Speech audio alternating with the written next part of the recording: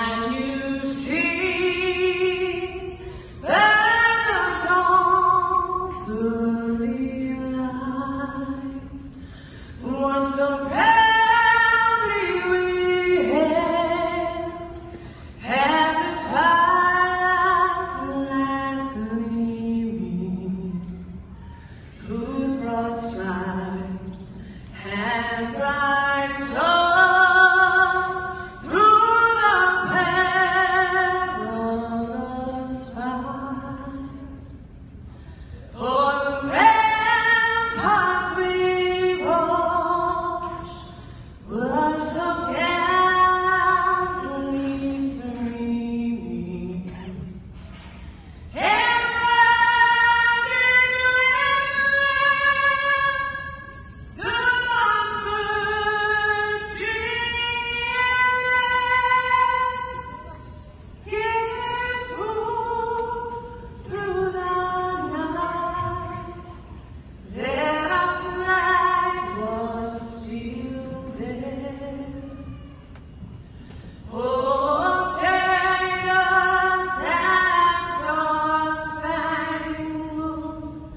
banner yet wave.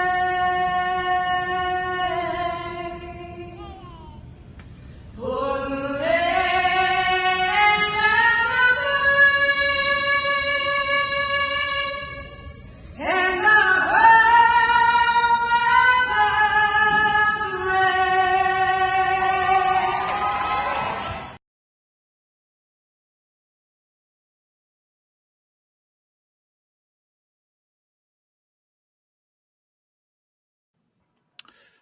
Alrighty, we are live. Good evening, fellow MVs. They're starting to chime in here, so we'll let them keep coming in here. Dusty, welcome back. Glad to be back, Clayton. Yeah, you've been down to Texas and back and around and to the Capitol, and you've had a busy week since we talked to you. It's been a busy few months, really, between work and legislation and family stuff. But hey, that's just part of life. Oh yeah. Tell you what, we're going to get this rocking and rolling like we do every single show with the Second Amendment, a well-regulated militia being necessary to the security of a free state.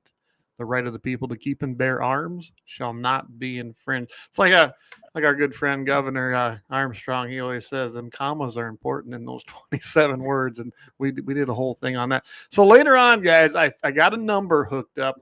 I think we're going to be able to use this, and I'm going to put it up here right now. And don't call yet because we're going to talk a little bit first. But if it works, we might be able to take some calls like we've been promising for 2 years, and maybe, just maybe, right there it is. Jot it down. Do not call yet. I'll let everybody know when you can do that, because if we can take calls, I think this will be a very interesting show with everything that happened. I'm guessing you kind of believe the same thing tonight. Oh, we still got Dusty. Yep. And I think we're working. I think things are working a little bit better for us. So as well, a couple announcements tomorrow. I will not be on KFYR 550 Mitchell in the morning with Todd, but Jamie is going to be filling in. So thanks to Jamie. By the way, Jamie, happy anniversary. Him and Kim. I don't know if it's 16 or 17 years, but he's got a ways to catch me and my wife. But that's okay. Congratulate him. I got to make a run to Rapid City really early in the morning. And, of course, Dakota Mornings, go check that out. Everything's up on the podcast. Hit iHeart. You can check all the social media platforms, you name it. And Jamie's got that up there. It was a really good show, interesting show. And, of course, we got a lot of things coming up tonight on the show. By the way, on the 16th of April, we will switch back to our regular day, Wednesday. Lent will be over, and we'll get back to our normal schedule. So keep that in mind. April 16th, switching back to Wednesday, 7 o'clock p.m. Mountain, 8 o'clock p.m. Central. With that, Dusty Backer, he is with us tonight again. There was some movement on a bill. It's 2137, and it's not named right. They call it the baiting bill. Let's face it, it's a hunting bill. It's a pro-hunting bill and a property rights bill. And it has to do with supplemental feeding, which is legal, everybody, year-round. Unless you want to hunt big game over it. Let's keep that in mind. And there was some huge movements on it, some ups and downs. I know I talked a little bit here just briefly, but Dusty, welcome back, and I'm going to let you get right into it. Yeah, so 2137, we've been waiting on. The verbal testimony is March 7th, and we hit on some of that last week. And today it was finally brought forth in the committee, and they originally brought up the amendments at the beginning. And the amendments, you talk about it's a a clean, simple bill, hunting restriction bill, to get our rights back on private property. And the amendments are just taking our rights on private property, make absolutely no sense to the bill. And there was actually a few additional ones, but the ones that have always been proposed were proposed a couple weeks ago was a 250-foot limit from a fence. You couldn't put a feed pile to hunt over, which is not about feed. We can already place it anywhere along the fence, but that was proposed. But they dropped that to 50 feet. And then a 50-gallon limit was still proposed. And then they put two terrible ones on there, 3 and 4. And I don't know if you can pull the amendments up or not, Clayton, but I can read them too if you can't, because these are two. Here. Let me see if they're up. They were not up here a little bit ago, but let me go see if they've got them up there now. That have absolutely nothing to do with this bill. Yeah. The third one is the department shall conduct CWD surveillance and testing. What does that have to do with the hunting restriction bill, number one? Nothing. I mean, number 4 is the department shall provide a report to the legislative management before December 31st, 2028 regarding an update on the surveillance and testing protocols and procedures of CWD in the state.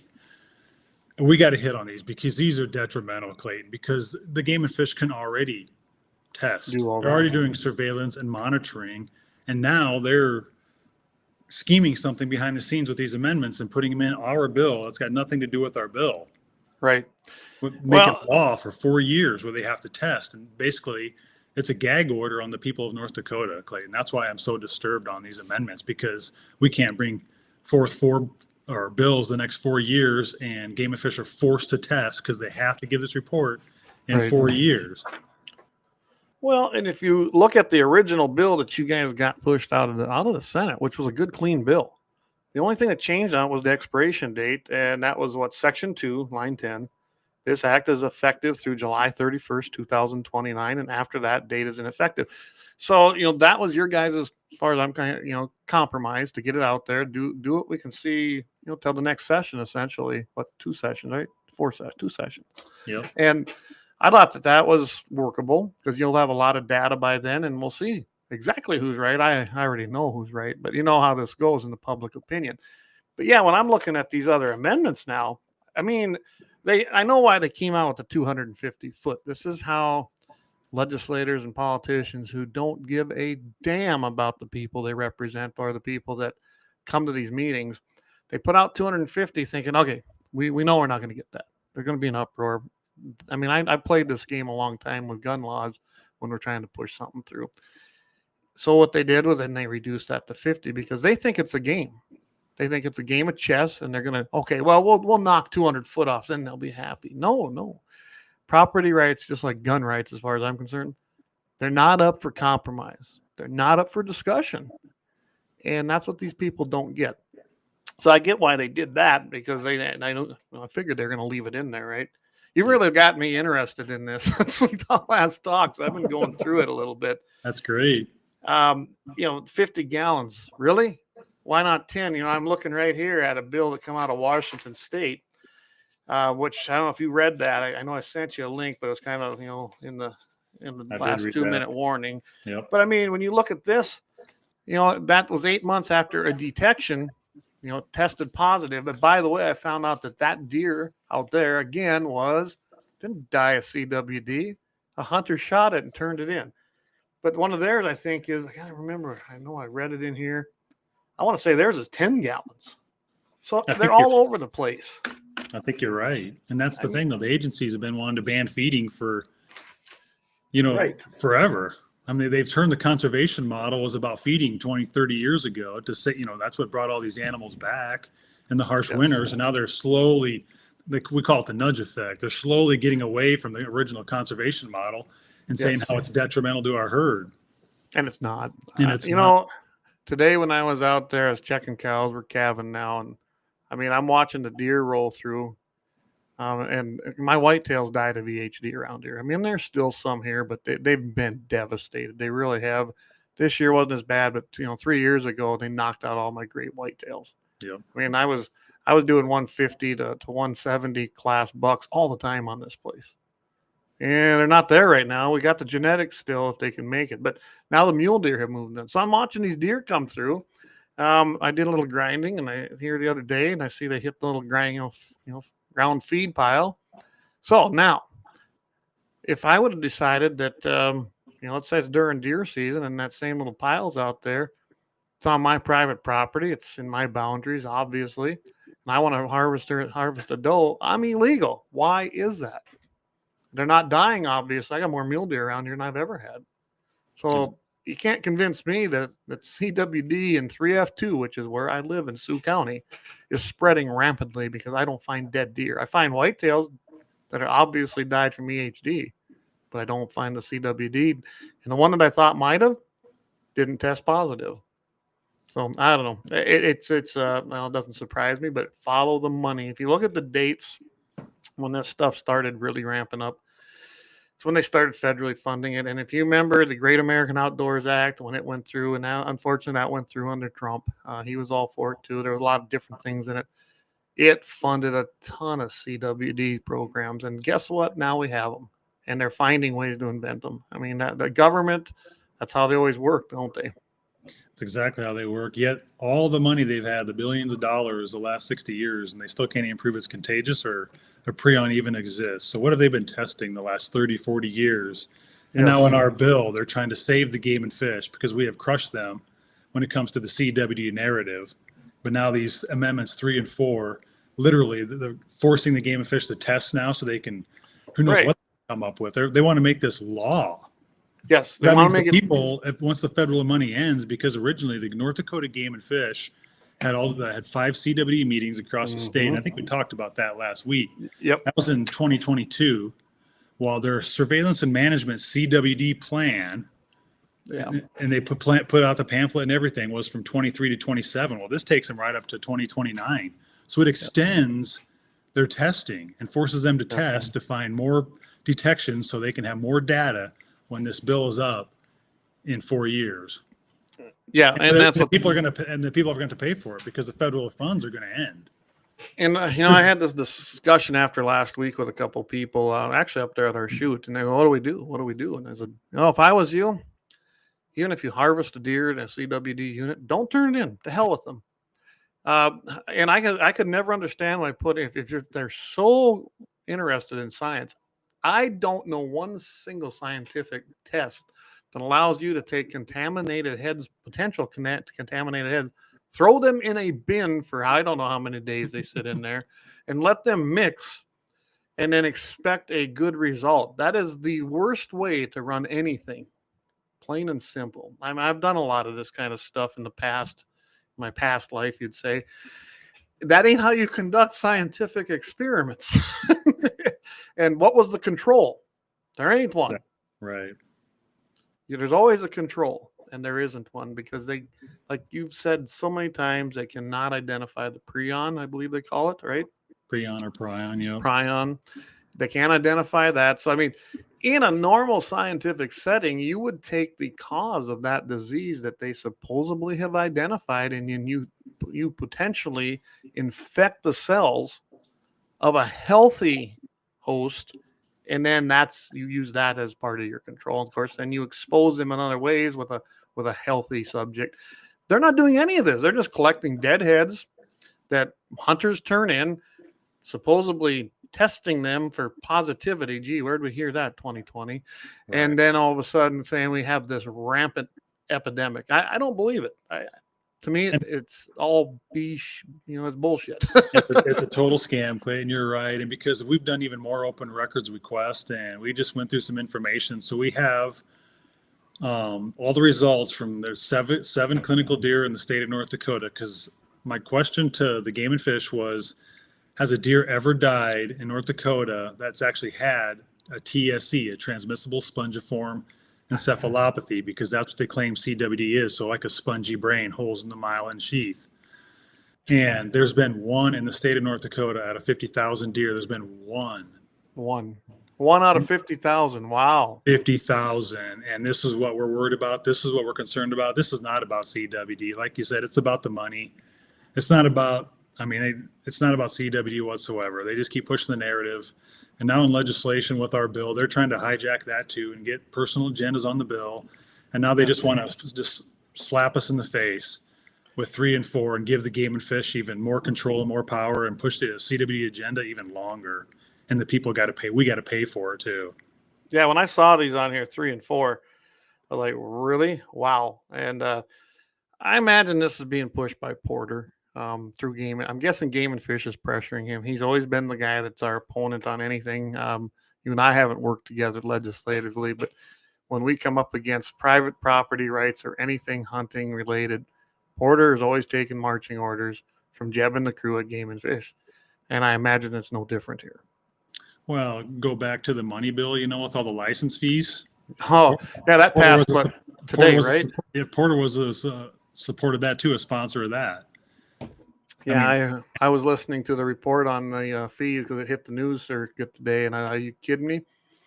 So when I asked some of my people in my district, the justification for it, I said, well, what's the justification for it? Well, they said because it's more in line with the surrounding states. I don't give one crap about the surrounding states. That is not a reason. When you look at the Game and Fish budget, it's in the black, everybody. They got more money than probably any agency out there for what I would call expendable income. They're planning to raise, what is it, $7 million off of these license increase fees on your right to hunt and fish, because that's what it is. You have a right. They're the biggest fee hunting operation in the state. Every agency is. They're the biggest fee operation in their state. Now they're going to up them tags on you, and they don't have a good justification for it. And then they kind of considered the next biennium that they might see that push between 9 and 10 million. Really? I don't know about you, but I keep a few things licensed that I might not even take out because it was so cheap. Yep. Well, I'm not going to license them now unless I actually take them out. Right. And I think a lot of people are going to do that. South Dakota did this with their licensing. They upped it, and they had all these things they were going to figure out what they were going to make on their vehicle license. Well, they more than doubled them and then went with a $5 wheel tax. That next year they lost, but took in less income because a lot of people are like, well, I'm not driving that vehicle maybe once. I'm just not going to license it. And they didn't. Same thing's going to happen here, especially with boats and jet skis and everything else. As far as the licensing for hunting, I still can't see why they needed all this extra money when you comb through their budget. I'd like someone to justify that. I don't know if you've looked into that, but to me, they didn't need an increase. I think their federal funds are running dry, Clayton. Are they? All right. Yeah. Running dry. Yep. And that's the thing too. We've been all about helping the people of North Dakota, fighting for the rights, not just with this bill 2137, but our CWD. We call it the CWD money bill, where the Game and Fish couldn't use our local hunting and fishing fees, right, license fees. They could still go after federal, which was fine, but they couldn't use our local fees. And the same committee killed that bill as well. And we even just wanted a checkbox. Like, we'd have been fine with a checkbox, on the website, because then at least it gives the people the choice. Right. But no, when it comes to taking money away from the agencies through legislation, forget it. But if you get on Game and Fish website and see the bills and go through them and see if the Game and Fish supports them, or if Game and Fish is neutral, or if a legislator supports them, bam, they're through. Like, our bill with the people, it's like, and the people, they got tired of the phone calls, Clayton, and the emails. There's conversations that they were tired of us hammering them, and it didn't even matter. Nothing changed. In fact, they made it worse. They're trying to punch it in the face, the last two. Well, I know in District 31, I know both of my reps and our worthless senator as well. But anyway, I know both. And I got to say, Shively in the Senate was with us because he is a private property rights guy generally. So that's good. We differ on a lot of other things. But on this thing, I've been in touch with the reps. And I told them kind of what we're talking about. I said, if the amendments can't be stripped out of here, the bill needs to probably be killed. And so they're aware of that because they were willing to vote basically however I told them, which I appreciate that they had that much trust in me. But I told them after visiting with you, and I agree after reading the amendments, that can't go. That's bad. That's bad. Not a win at all. Right. We got the people just need to email. It's not on the calendar for tomorrow to be on the floor. So it's going to be on the 6th order with the amendments, and just hammer the entire House and say, please vote no on the amendments and yes on the bill. There you go. You just heard it here, everybody. You want to vote no? Tell your reps no on the amendments, yes on the bill. If the amendments are stripped. And I'll actually, when I get done here, I'll probably contact Holly, and Dawson Holly's one of my reps, and let him know that I want to see him get on the floor and speak to remove these amendments. Honestly. And reach out to your reps too, and get as many as you can to talk on the floor. Absolutely. Even if it's just a one-liner, like these amendments make absolutely no sense to this hunting restriction bill that we can already place feed everywhere. So, well, I'm gonna here's a comment just to that. Trent Schatz. None of the amendments have anything to do with CWD. How does a deer know where the property line is? Or if there's 50 gallons or more out, the amendments are ridiculous, but the only reason we have a hunting restriction is because CWD is ridiculous. And he's right. That brings up a good point, because a couple of years ago, I think we hit on last week too, 1151, that was known as the infamous baiting bill. The Game and Fish, actually, the same agenda-driven amendments, other than the Game and Fish ones, the limit and the setback was on there, 1151, and like our Game and Fish actually testified how the limit and the setback had nothing to do with CWD, and the game wardens are saying we got no control and can't regulate that anyway, so they don't even want it. Yeah, and they can't. What are they going to do? Go out to everybody's property line and trespass across the posted land to see if they got 50 feet? And by the way, most property lines are not the fence lines. I don't know if anybody knows that. There's a few out there, but unless you had it surveyed recently, it's probably not on the property line.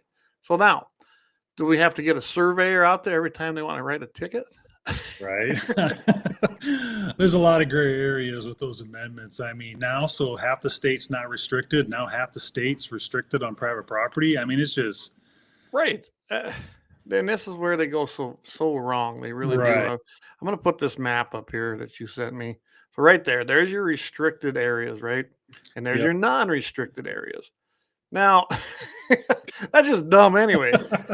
I mean, the one along the river there, 383, I mean, at least you got a river boundary. That might help. But when you look at where 3F2 is, or 3D2, any of these, 3C, they're all up against then 21, 2H, 3B. They're right there. You telling me that some of these deer don't cross that boundary line on the other people's private property? I mean, why the arbitrary boundaries? I remember when Jeb was on, I think that's when he was still coming on with Daryl, and that was us 2 years ago or better. And Jeb's answer was, well, we gotta start somewhere. And Daryl, I know it was Daryl, and he pressed me, no, you don't. He says, unless you're having a problem, but he was kind of pushing this whole narrative. You got all these collections. You have all these deer you've tested, and at that time, I think there was one. So he says, there's obviously not a problem. And I think that's when Jeb quit coming on there. Probably. But I mean, how are the people in the public supposed to take the Game and Fish seriously when it comes to CWD or these hunting restrictions? Because you saw that map, those red circles. Yeah. Some of those were supposed to be restricted last year. Some were supposed to be restricted 2 years ago. Exactly. And they haven't been. They went against their own proclamation. Yeah. Like they even changed. Yeah, there's it is. And like 2K1 and 3B2 were supposed to be banned 2 years ago. And they're not. 2E, 2D, and 2C were supposed to be banned. Now, keep in mind, these are going to be restricted this year. So for those people in those units. That's why they need those. That's why they need those license increases so they can offset the maybe. Exactly. Yeah, but it's all about money. It's all about money. Tell you what, we need to take our first break. That first half hour just kind of flew by here pretty fast. We're going to take our first break here. We'll come back. I'm sure this is going to be a good long conversation this evening. And like I said, guys, I'm going to try this phone call thing. I've never done it before. We'll see if we get it to work here, but we'll see you right here after the break, and we'll get right back into it. Let me see your war face. Ah! Ah! That's a war face. Now let me see your war face. Ah! You don't scare me. Lauer Auto Repair, located at 309 South Washington Street in Bismarck, North Dakota. Give them a call at 701-258-6308. The team of mechanics at Lauer Auto can take care of any problem your vehicle is having. And when you do business with Lauer, you can be assured you're doing business with a pro Second Amendment America First repair shop. There are plenty of other auto repair shops in the Bismarck-Mandan area. But why take a chance at patronizing a shop that might not have your beliefs at heart? Make no mistake. Lauer Auto is your pro Second Amendment repair shop. When you talk to the guys at Lauer Auto, don't forget to tell them that you heard they are a sponsor of Guns and the 701 and that you appreciate their support of our pro Second Amendment, pro North Dakota live stream and podcast. That's Lauer Auto Repair, 701-258-6308. 701-258-6308. Located 309 South Washington Street in Bismarck, North Dakota. Experience the exhilaration of power in your hands at Bloodline Kinetics. Why Cerakote? Simply, it aids in firearm preservation while also giving your piece a unique look. Barrel threading, NFA laser engraving, bolt handle threading, mount, level, and bore, sight scope chamber, rebarreling, and much more. Bloodline Kinetics is meant to reflect a long American lineage in gun ownership, who stand for the Second Amendment rights, Bloodline, and the science behind gun accuracy. Kinetics. To some, it's just a constitutional right that can go away. To us, it's in our American bloodline, and we believe it should stay that way. Here at Bloodline Kinetics, we understand that hunters, sportsmen, women, and gun owners should have a quality firearm. Stop and see us at 2008 Morrison Avenue 2 in Bismarck, North Dakota, 58504, Monday through Friday, 8 a.m. to 5 p.m. Call 701-390-7997. Visit our website. All right, we are back, guys. I have to run a different commercial because we don't have that triple one we used to have, and I haven't had time to mess with it. So I've been as busy as Dusty's been. So. All right, I'm gonna get to a few of these comments that I've seen. Hey, Trampus, good to have you on. By the way, Trampus was our big winner of our Freedom Delivery System, Freedom Seed Delivery Systems, we call them. Otherwise, we get axed on the other channels that don't like freedom, kind of like the Game and Fish. Anyway, happy anniversary, Lynette says to JD and Kim. Travis says, in 2 years, a bill must be brought forth to make the director of the North Dakota Game and Fish an elected position. I don't disagree with that. I know it was attempted one time. I think it went down in flames. What are your thoughts on that? You know, I think a couple of years ago there was one in there in the 2023 session, but it wasn't for an elected position. It was a study for an elected position, but it didn't have much support or people behind it. So I'm not sure. You know, I'm not sure how I feel about that. I mean, there needs to be accountability somewhere in elected position. I mean, you can still get swamp in there too when you got elected position, but then maybe it gives the people more accountable if the elections are fair.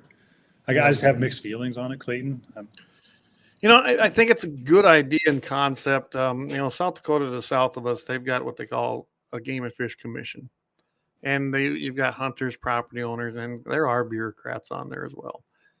It seems like they may, honestly, at times work better. Kind of depends on who the governor is, because the governor appoints those people. So that becomes an issue too. Does that mean that that's kind of an elected position? Maybe. I guess if you elect the governor, you're letting him know. Maybe, I don't know, but I like what Utah. I think it was Utah just did this. Basically, anyone that wants to be on their commission now, I believe they have to have had a hunting license for 5 years in a row, something like that. I got to look that up. But Utah just did something with theirs to try and ensure that you have landowners and hunters on that commission and not bureaucrats just chasing money. Maybe that's something to look at. I don't know. There's got to be a better way for sure, just so there's some accountability. But I don't know necessarily the commission, if a commission is elected, maybe, but not governor appointed, because like the Texas Park and Wildlife, the TPWD, they got a commission too, and that commission is so rotten, bought and paid for. You know, you donate to Abbott in Texas, you know, $1 million or whatever, you can be on the commission, and they're terrible, putting the breeders out of business. So, well, it's like Kelly, and then we asked Kelly this when we had him on about Jeb, and you know, basically we were told, hey, you know, if he doesn't like what Jeb's doing, because I think he's got issues with Jeb as well. I mean, I'm not going to speak for him, but I'm going to say that I think he's got concerns, and he basically told me and Jamie, if there's an issue, then he's going to let him go. Well, you know, maybe it's time to let let our governor know that there's been some issues here this session. I've seen them not just on this bill, on so many other bills. I'm not a fan of Jeb. Jeb and I don't get along. We're never going to sit down and have a beer because we're not buddies, and I'm fine with that. He's an adversary to me, and when I can, I try to defeat him. I just honestly haven't had time to be in that town this year.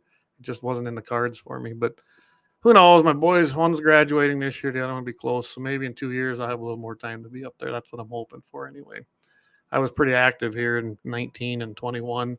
Okay. And I just haven't had the time right now. But I'm not a fan of Jeb. I think Jeb needs to be replaced. Now, who do we replace him with? A lot of people said, hey, Darryl would be great. I think Darryl would make a good director.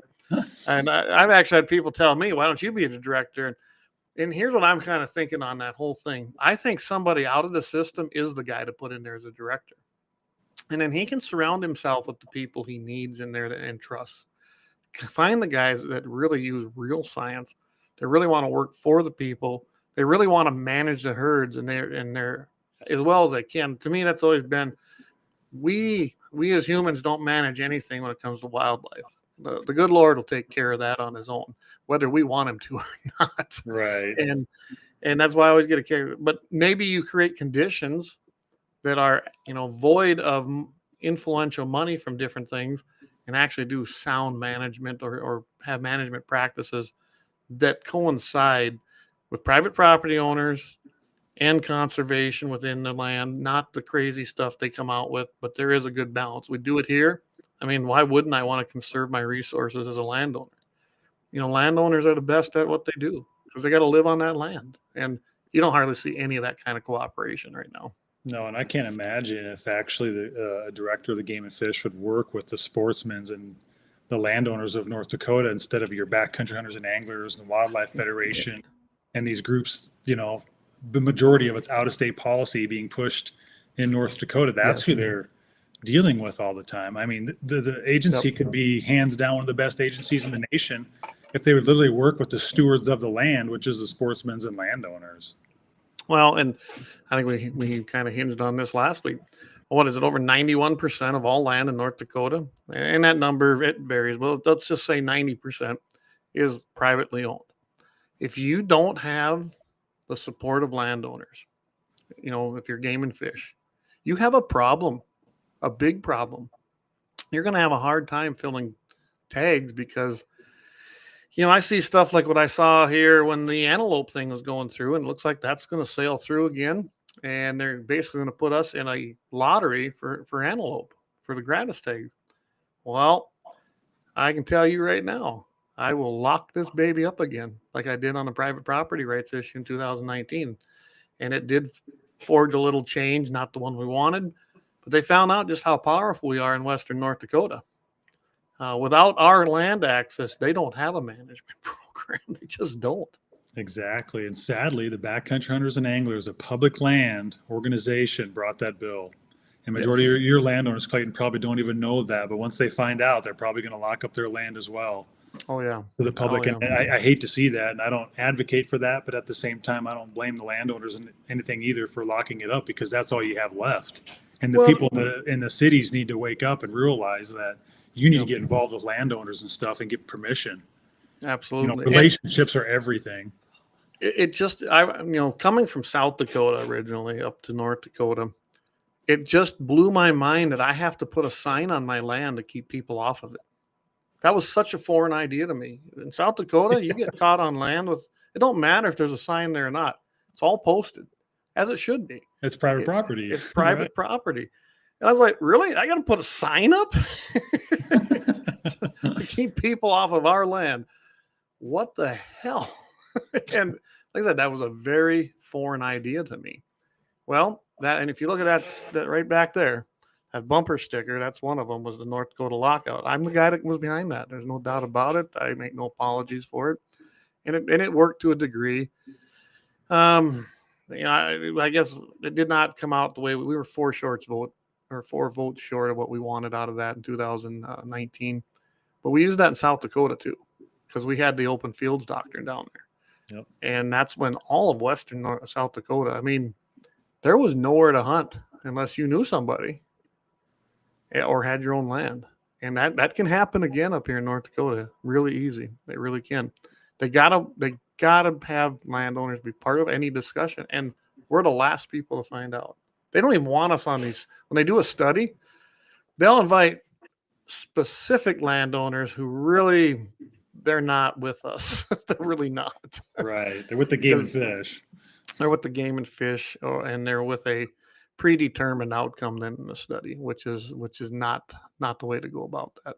Yeah. And that's what North Dakota actually used to be known for, right? Because all the open hunting, because a lot of landowners just didn't post their land. Right. Now, I mean, I can't tell you the couple 100,000 acres that have gone red in the last few years after our last bill failed a couple of years ago, because the landowners and sportsmen just aren't being heard. So that's all you have left is to lock up your property, which is sad. And I can relate because we just recently got land the last couple of years, coming from Nebraska and North Dakota, starting over from scratch. I build relationships with landowners. That's how I've always gotten thousands of acres to hunt, is because I go around and take the time and help out. And you can build relationships. So if people say, well, everything's locked up and red, it's hard to feel sorry for them, because you just have to make the time. You have to do the work. I used to do that all the time, and that's not like I've always just hunted in my home state. I've hunted in Colorado and Wyoming and Montana, Minnesota. I mean, I've hunted a lot of places. But you know what? If you want to get access to private land, you have to knock on doors and introduce yourself, and don't be a jerk, and build that relationship. And yes, you may get told no once, maybe twice, but it's not because that landowner hates you. As a landowner, I'm not telling you no because I don't like you, most likely. It's either I already got people here and I know how many animals can be taken off this place and still have a good herd, or I've got plans myself. Maybe me and my sons are going out. I mean, it's a lot of different factors. Or you might have came that morning when you should have been doing the footwork like the other guys did, 2-3 weeks, maybe a month out. It's not because I just don't like you. Right. Yeah. Most of the animals are pretty good. Yeah. I mean, I got guys that turkey hunt here, and they couldn't believe the turkeys here. And then I was able to get him on some land, up by the river up here. It's got a ton of turkeys on it that belongs to our cousin. And he just couldn't believe that he could get access that easy. Well, you know what he did? He stopped and he asked. He was nice, and he had 2 tags to fill. And we're like, yeah, go for it. We don't hunt turkeys. I think this is what it'll be a 3rd or 4th year coming back. So good for him. Awesome. I mean, we do let people hunt. The guy that put in my air conditioner last summer, that started out 3 years ago. He stopped to ask. Got to know him real good. And he was looking for does and 3F2 because, 3F2 is a special unit, a CWD. So, they've got more, the kill zone. And he was up by the public land, and I just was visiting with him and, got to know him and let him hunt. And he's been a real great guy. Now his son, he's got another relative that comes. About 4 of them come out, and they come out every year. And we were chatting last year, and I said, yeah, I'm going to put a new AC unit in. He goes, well, you know what I do for a living? Guess what? We struck one hell of a deal. He came out here, and I'll never look back. He's always welcome here, and they're great. They're great people, and they're from the Valley City area. So we still let people hunt, but I do have a problem with game and fish. I really do. That's a perfect example, though, just building relationships. And that's the cool part about the CWD journey, Clayton. I mean, it led us to you. It's led us to so many relationships, not even just in North Dakota, but all across the nation. And we are super grateful and blessed for that, too. Well, I imagine you and I, when we finally meet in person, we're going to be friends probably for some time. We got a lot of the same ideologies. Like me and Jamie met through Scott Buckmeyer on a coyote hunt. And here we are, how many years later, we're buddies doing a show together. So, it is. It's all about the relationships. And game and fish sucks that out of it. They really do. They create divides between landowners and hunters and sportsmen's groups. And, the conquer and divide thing don't work. It never has, and it never will. Yep, exactly. We wouldn't have to be in legislation now. They're putting us through this. All this could have been settled. But Jeb, like I said before, sits on these committees in other states, and they push these CWD narratives. So he's a huge problem for the CWD narrative and for the game and fish North Dakota. And it's just being exposed no matter what happens. Well, and I'm going to throw this out to everybody. You need to start ringing Governor Armstrong's number and let him know your feelings about that, because that's a great point. Jeb is the main vehicle that's driving this. He is, whether he wants to deny it or not, or give his so-called neutral testimony, it's not. Jeb's got a record of this. And trust me, if Kelly hears from you, he's going to take it into consideration. He always has. I've known him a long time, and he does actually take these things into consideration. I don't think we've ever had a governor that knows how to hunt and shoot like Kelly does. So the squeaky wheel always gets the attention. I guess maybe it's not the greatest thing in the world, but that's how it works. That's how this system works. And if you don't show up, they're going to do what they want. You need to let these people know. Plain and simple. That's right. Call the Capitol. All right, I'm going to go to a couple comments here. Travis Jensen says, Representative Dick Anderson told numerous people no amendments were added, then made a joke how worked up his constituents were about him. And now here they are. He says sickening. Corey Merriman, now he's on the South Dakota side of the border down here. He says EHD is a way bigger problem than CWD. I agree. We've talked about that. I've seen that along here. And guess what? Them deer don't know what the North Dakota, South Dakota border is. Right. My land goes right up to the South Dakota border. And, Lynette, I like this. I'm so interested, but it's hard to understand because there's so much disinformation. And I think that's probably a good point, ain't it, Dusty? There are people that, unless they're really involved in it, they don't know who to believe, and they don't know what's true. And that's the point. North Dakota Game and Fish wants it that way. Absolutely. And that's why they spend so much money in our funds on human dimensions, I call it, because human dimensions is in the document that they use to follow CWD, and all the other states do the same thing. And on page 87, it's human dimensions, where they got to tell us and push the fear on how scary this is. But there's been one deer in North Dakota, like out of 50,000 deer tested over 26 years. Like, it just takes some, there's a lot of information out there. But you just got to have a little bit of discernment and figure out, wait a minute here, 0.001% after 26 years. When do you give up on that? Exactly. There's a time, I was listening to some of them files. I finally got them to open up. I don't have Apple products, so it took me a while. I did get one, but I couldn't get to load in the system right. I played it. If you ever get a chance, I imagine you've got a lot of that stuff on your Facebook page, don't you? Yes, actually, all that's on the Facebook. So you guys need to go and hit chronic wasting disease. I believe it's go hit that, and we'll put the link again on ours. I think it's still there, but go listen to those testimonies. And Dusty does a great job. You become an expert, because like me with guns and in the Second Amendment, I had to become that expert so I could testify on it, so I could take on these dingalings who don't know jack shit about it. Well, you've done the same thing along with the guys you got working with you. And we're just everyday people. They ain't like I'm a scientist. They ain't like I don't even have a college degree, because I went to college and they couldn't change me, and I left because I figured I could do it better anyway. And I'm telling you right now, get involved, talk to the people. When you see people who don't, I don't know about you, but I never got paid to be there for a lot of things. You don't get paid to be a lobbyist. You're there on your own accord. It's coming out of your own pocket. Those are the people you probably want to listen to, because their heart's in it. They know their stuff, and they got nothing to gain other than freedom for the people, plain and simple. And that's the kind of people you want to listen to, and that's the kind of people really that should eventually run for legislature, but that takes coin too. But or director of the Game and Fish. There you go, Dusty. You got my vote. Boom, that'd be great. I do believe, Travis Jensen makes a comment here. He says it's a black eye on Kelly Armstrong. He appointed Jeb Williams. Kelly should know a lot about us and being patient and putting faith in him. He's an outdoorsman just like us. It is. Jeb is showing what Jeb is, and I can't.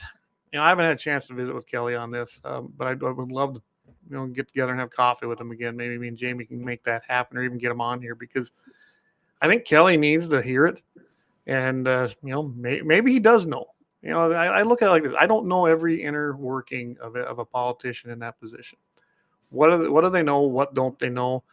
And what's their private thoughts on that? And politicians are never going to tell you everything. I've been in this arena a long time, but when we used to sit down there and talk with Governor Janklow at the time, we got to the heart of the problem with our reciprocity bill. And then we figured out that he's not with us, not in the capacity we were, but we knew what we had to do to get there. Same thing here. Maybe Kelly just needs to hear from everybody, and we need to know what he's thinking. Maybe Jeb's gone after this session, after his performance. It could happen. I think he needs to be replaced myself too. Right. And the Game of Fish, I just want to say too, not hacking entirely on the Game of Fish, because the fisheries department, we hear a lot of great things about the upland department, but when it comes to the big game and the CW narrative it's off the charts. And I don't know why they're just dying on a hill over CWD when we've totally exposed that it's not, that it's such a scam. It's about control. And I don't care what anybody says with Game and Fish on property rights as a whole. They may not agree with what their agency's doing, but they don't speak up against it. So to me, they're guilty anyway. Exactly. And they have never had much respect here. Since I've moved in, I've been here 27 years right on this place. And I can't see where they've ever had a respect for private property rights or landowners. And that's sad because you can't run a sound wildlife agency without that support. You just can't do it. Right, exactly. And it's showing. Yeah. So, well, we're going to take another quick break. But thanks some sponsors. I've kind of been lax on it here. It's been a great discussion. And then we'll come back and we're going to talk a little bit more CWD. And I think maybe let's see if we can't make that phone call thing work. Maybe we'll take a couple questions from our That'd be viewers. great. We'll see if we can make it work. So stick with us here. We're going to go to our advertisements and we'll be right back.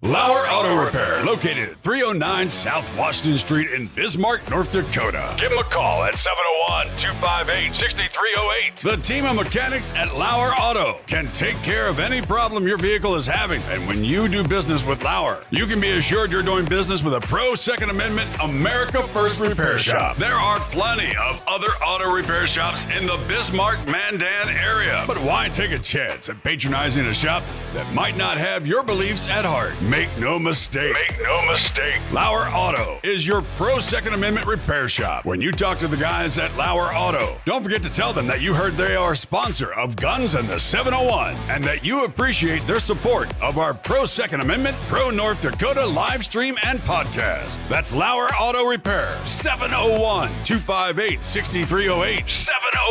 701-258-6308. Located 309 South Washington Street in Bismarck, North Dakota. Experience the exhilaration of power in your hands at Bloodline Kinetics. Why Cerakote? Simply, it aids in firearm preservation while also giving your piece a unique look. Barrel threading, NFA laser engraving, bolt handle threading, mount, level, and bore, sight scope chamber, rebarreling, and much more. Bloodline Kinetics is meant to reflect a long American lineage in gun ownership, who stand for the Second Amendment rights, Bloodline, and the science behind gun accuracy. Kinetics. To some, it's just a constitutional right that can go away. To us, it's in our American bloodline, and we believe it should stay that way. Here at Bloodline Kinetics, we understand that hunters, sportsmen, women, and gun owners should have a quality firearm. Stop and see us at 2008 Morrison Avenue 2 in Bismarck, North Dakota, 58504, Monday through Friday, 8 a.m. to 5 p.m. Call 701-390-7997. Visit our website, bloodlinekinetics.com. Ever tried catching a fish with your bare hands or hunting a deer with a stick? Don't be that guy. At Mandan Sporting Goods, we've got all the hunting and camping gear you need. We're your one-stop shop for outdoor adventure. A well-regulated militia being necessary to the security of a free state, the right of the people to keep and bear arms shall not be infringed. Check us out at mandansportinggoods.com, or better yet, stop in to 210 East Main Street, Mandan, North Dakota. Mandan Sporting Goods, where the outdoors meets functionality. Store hours, Monday through Saturday, 9 a.m. to 6 p.m. Closed Sunday. Take up arms at Mandan Sporting Goods. Your adventure starts here. Looking for the best gun gear for every and any situation? Little Angry Man Arms LLC has you covered. Top-notch guns from top-name brands like Winchester, Glock, Sig Sauer, and Ruger to essential extras from Magpul, Streamlight, Hollow, Sun Optics, and more. Little Angry Man Arms LLC have everything to make your shooting adventures a success. Visit littleangrymanarms.com today and gear up for your next big hunt, competition, or home defense. Don't miss out on our exclusive deals. Little Angry Man Arms LLC, based in Trail City, South Dakota, your ultimate hunting partner. At Horton Laser Craft, we believe in the power of personalization. Whether it's a cherished memory, a special occasion, or a unique gift, our custom laser engraving brings your vision to life. Our expert craftsmen and state-of-the-art technology ensure every piece is a work of art. From personalized decor to one-of-a-kind keepsakes, Horton Lasercraft makes every moment unforgettable. Horton Lasercraft is owned and operated by a local veteran and his wife located near Thunderhawk, South Dakota. They provide custom laser products at a reasonable price, and their turnaround time is fast and efficient. Custom board cutting, glassware, decanter sets, mugs, assorted stainless steel jewelry, assorted tags, decor, custom acrylic nightlights, and much, much more. Call them up at 605-545-7535. Horton Lasercraft, where memories are engraved.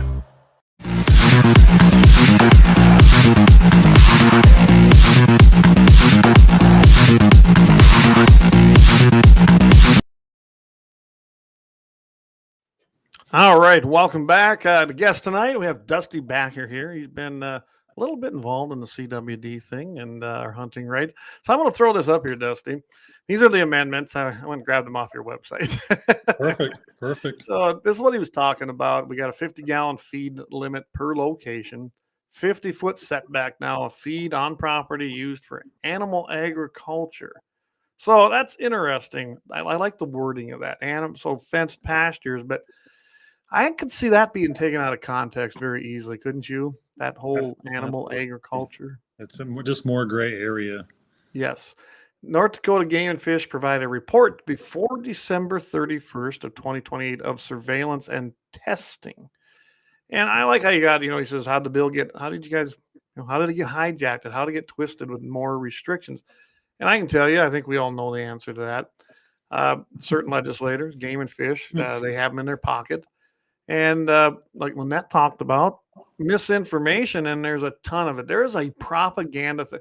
I've seen all these billboards, really. I don't need a billboard. If you don't know about this by now, you've been living under a rock or what? Right. It's been so talked about. Our deer die of EHD, like you talked about earlier, in winter a couple of years ago, killed 50,000. But we got to keep talking about CWD to combat all their propaganda. Exactly. Yeah. And that's what it is. Propaganda.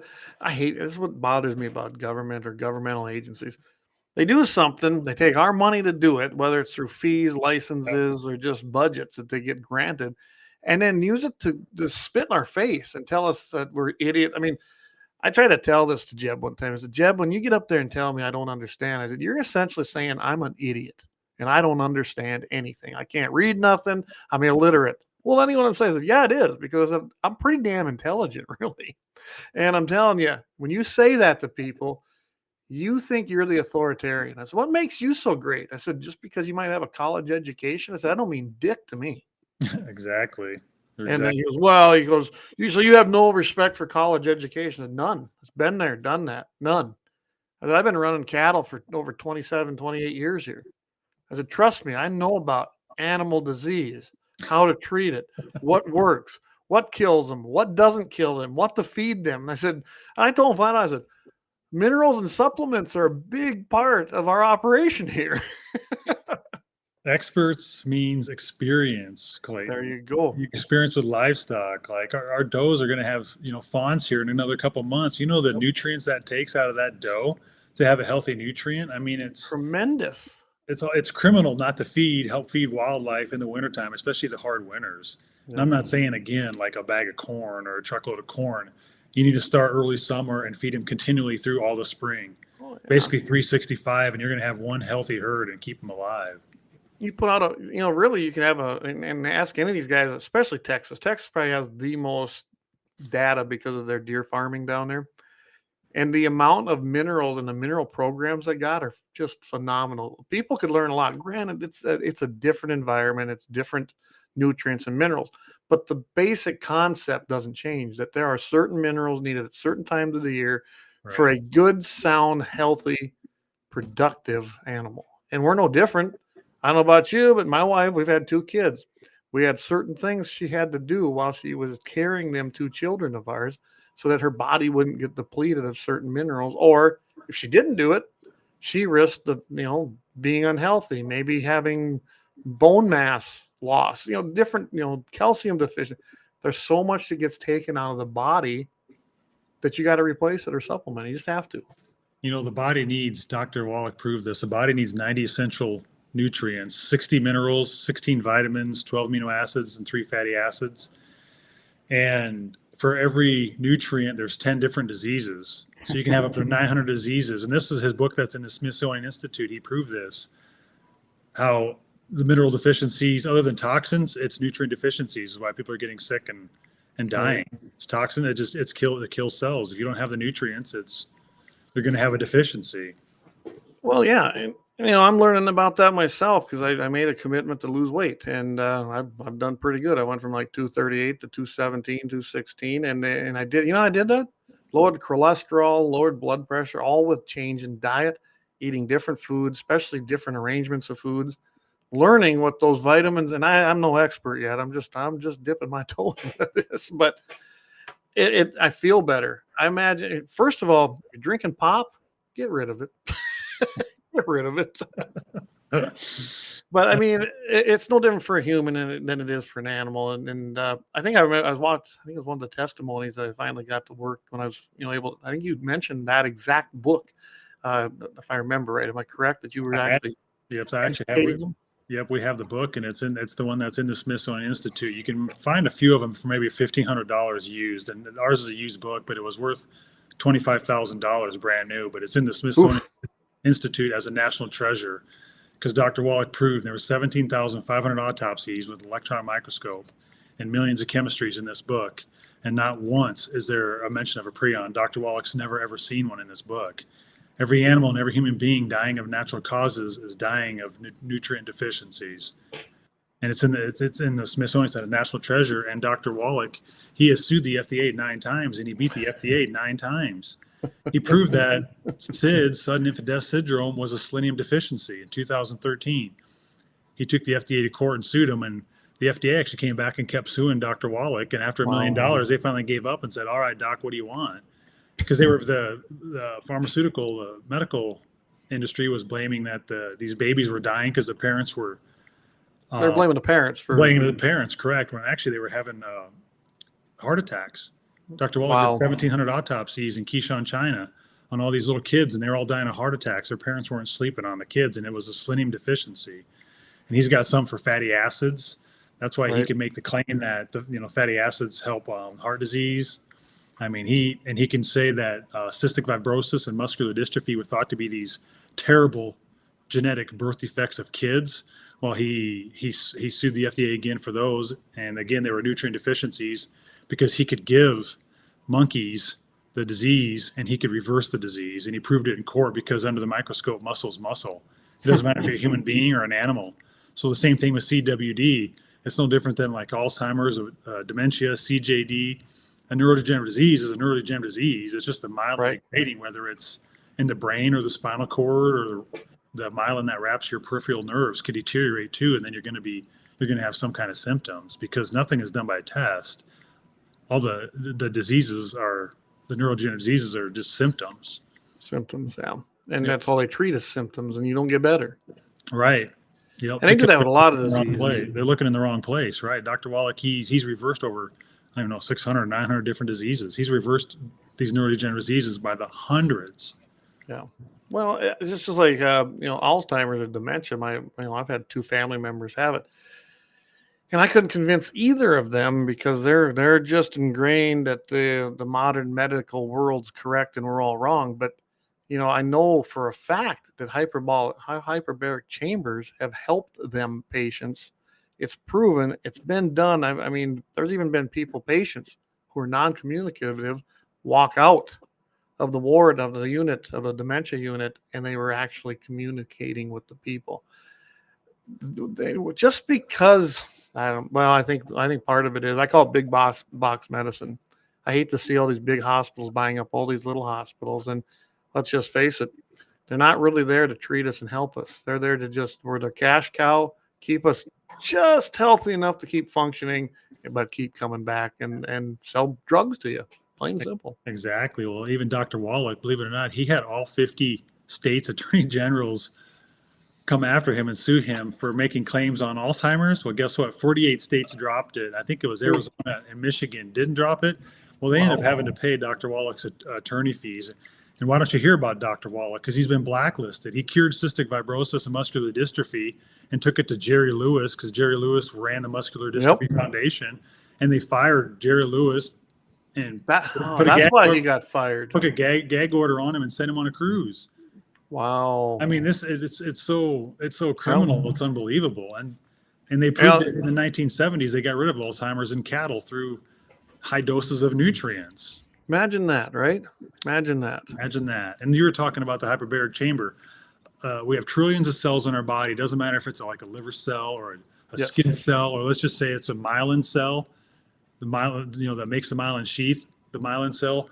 You have a cell either dies of three things. It's starvation, which is nutrients, suffocation, which is oxygen. So there's your hyperbaric chamber, or toxification. It's toxic. There's no prion in that, but those are the three things that kill any cell in our body. So nutrients, oxygen, or toxic. And toxic is, like you said, a lot of times led to a deficiency in your intake of vitamins, minerals, but the essentials you need for life. Right. I mean, we learned Chemicals. that's simple, basic agriculture science, honestly. I mean, if you got a problem with your cattle, it's a lot of times it leads to a deficit, or water.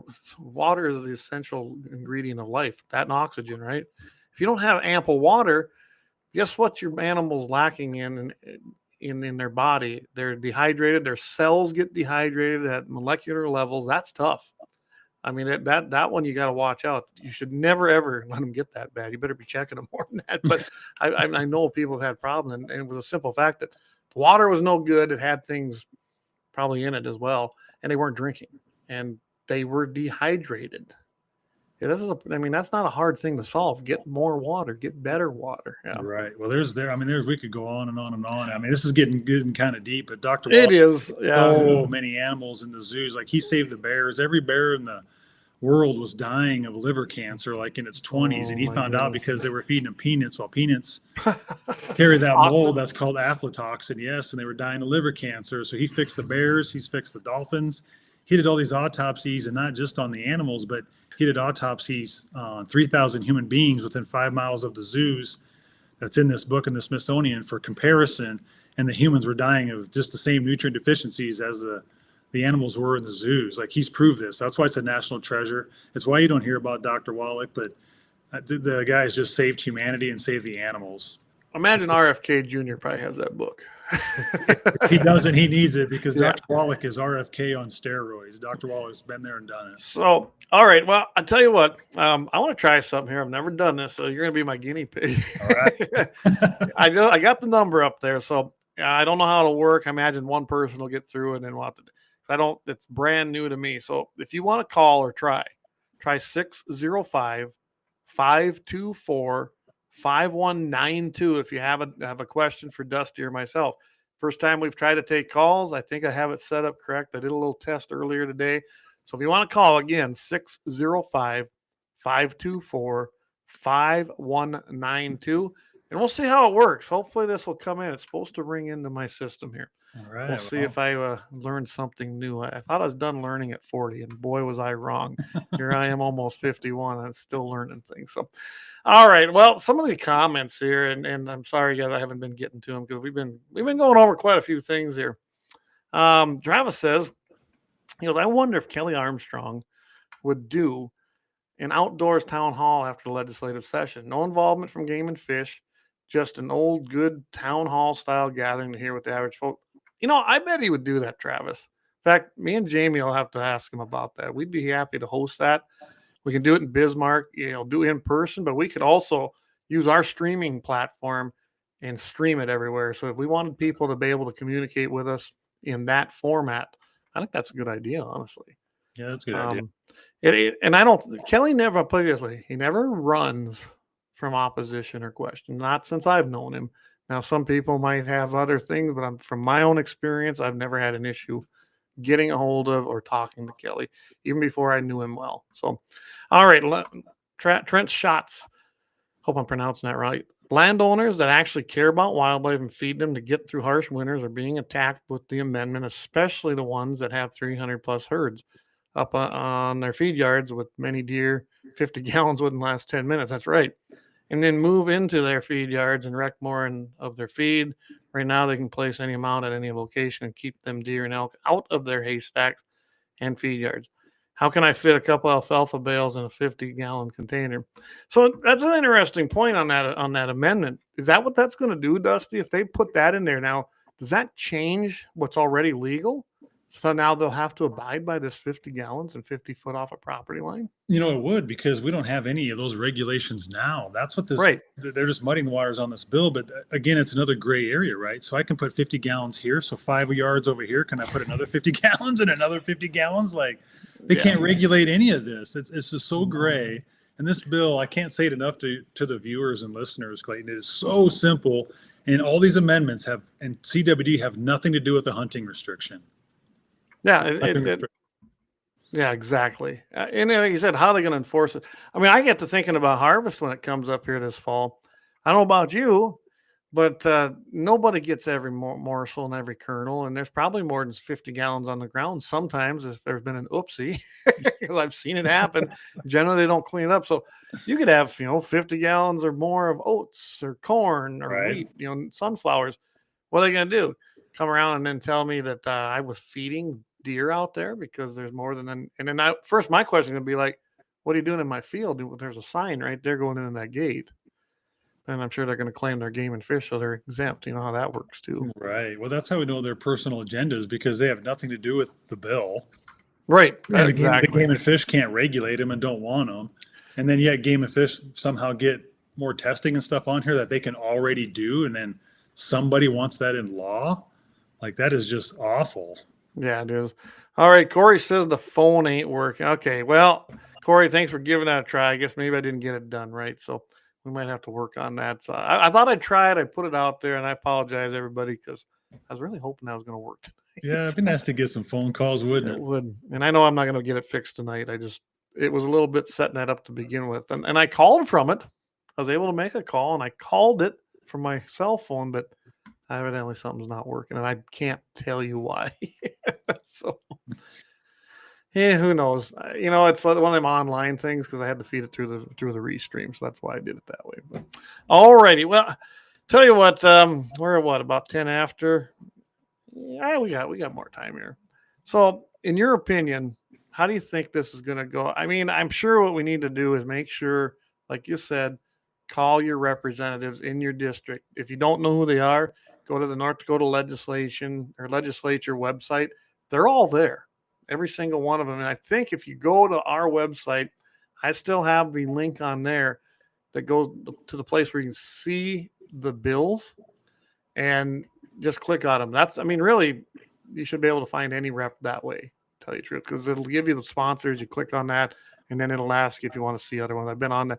It's not I don't know about you, but it's not the most user-friendly website. It really isn't. And they can go to chronic wasting disease too. Our page. There we go. We have my wife's got a lot of ND Legis Gov sites on there with all the House members. And if you all feel motivated and passionate about this, you can call all 94 representatives too, and voice and email every single one of them, because you don't have to do just your couple reps in the district. No, do them all. Yeah, I guess to do them all. Absolutely. That'd Tell be them fine. vote no on the amendments, and feel free to speak up on the floor against the amendments, and vote yes on the bill. So absolutely. So here it is. I put it up here so that maybe people can see it. Perfect. Got chronic wasting disease. I love how you guys did that. You got it. And it's easy to find. It's got the We the People profile pic, and they've got a lot of things on there. Hey, look at there. We're live on it right now on your Facebook page. Oh, perfect. And just feel free to message us too. We can try to get back within a few hours. Yeah, I really encourage everybody to get on there, check it out, and just absorb the information. Go to the links on there. And he's right. I mean, here's one right here. This goes to, ND legislature. What is this? ND Legis. The abbreviated ndlegis.gov. Yep. It's pretty easy to find, and you'll be able to find the reps. You really will. Yeah. If you got some time, sit down, and really, I think that's a great idea. Sit down and, give them a holler and tell them, listen, these amendments, If they did something, great, but they don't. They don't do anything except restrict private property rights and hunting. They are hunting and private property rights restriction. That's what they are, and nothing more. That's right. And you made a good point earlier too. I'd like to hit on a little bit too, like not just a group, but several people from the page and stuff that have been in the Capitol. We've worked on this for 3 years, and it's not like we're doing this to go shoot a deer over a corn pile. I haven't taken one in 12 years. Like we've literally put years, months, days, hours into this. Several people have, and show up at the Capitol, and we're not getting paid to do it. We're doing it literally just for the people of North Dakota and for our freedoms, Clayton, like you had mentioned, because this is what it takes. It is, and that's what I said. Those are the people I want to talk to. Them are the people I want to hang with. I've been up there enough too that I know that when you fill up the room, a lot of times you get their attention. It's interesting. I've never been afraid to talk. I've held a lot of positions in a lot of organizations.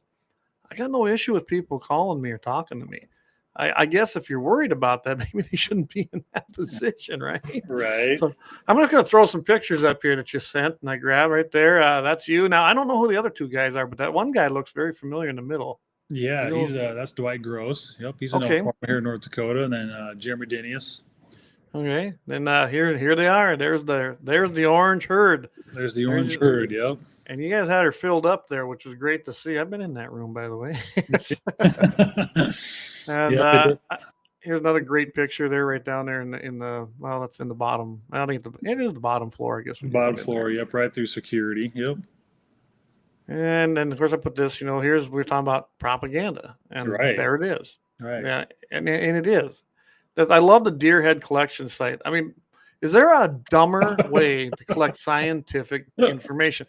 That one to me, I'm like, really? That's what you want to put out there to collect supposedly materials and samples for a scientific test or study. Right. Let's throw everything in one big container. Cut through all the spinal cavity, and it just don't make sense. It doesn't make sense. But really digging your own out is probably even worse. Your own lymph node out, sending your home test sample kits. Oh God, yeah.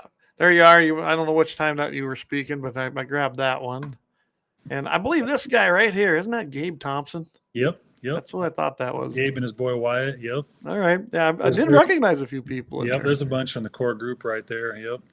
Who's the guy in the black shirt there? I've seen him up there. The black shirt. That's Darrell Belisle. He's the government affairs, I believe, for the North Dakota Bowhunter Association. But yes. Darrell Belisle and Steve Growski, they're against this bill. Yeah, I thought that. Yep. Now I know who he is. I know that guy, and I know I'm not a buddy of his. Yep. Yeah, him and I have had words before. Yeah, they're against property rights, and they're all in with the game and fish. Oh yeah, him and I. I really know who he is, because when we were doing the property rights bill, he caught me out in the hallway and basically tried to tell me how stupid I was, and let's just say that didn't go well for him. I suppose it's crazy you say that, Clayton, because when we first started up this Facebook page that my wife does an amazing job at, he called us through that Facebook page like in panic mode. Like, really? What are you doing? This is misinformation. I'm like, we're just putting facts out here, Darrell. Actually, it's the other way around. The game of fish is putting out all the misinformation. We can debunk theirs left and right. Yeah, I mean, that's what they do too. Anything you claim, that's their go-to argument. Well, that's misinformation. Says who? Prove me wrong. I love Charlie Kirk's stuff when he goes to these college campuses and sets up. Prove me wrong. You're right. That's what they haven't been able to do with our page and our CWD, because they can't show us a prion. And when I asked them for Contagious, I think we talked about this last week, they didn't even send me that. I had to go through the Board of Animal Health to get it. Well, this Contagious study, they put a deer to sleep every week, Clayton, and injected saliva and stuff in its mouth under light anesthesia so the deer could kind of still swallow when it's waking up. They did that every day, I think, for like 3 months, and then it comes out positive 3 months later. Oh my!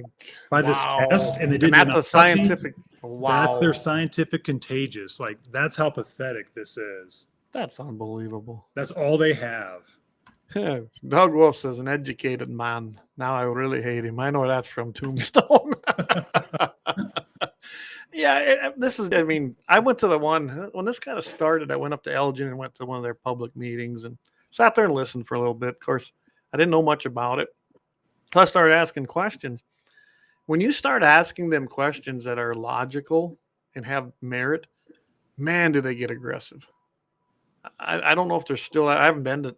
Honestly, I haven't been to a lot of them meetings since because I'm not going to put up with that crap. Right. Well, they still dismiss you.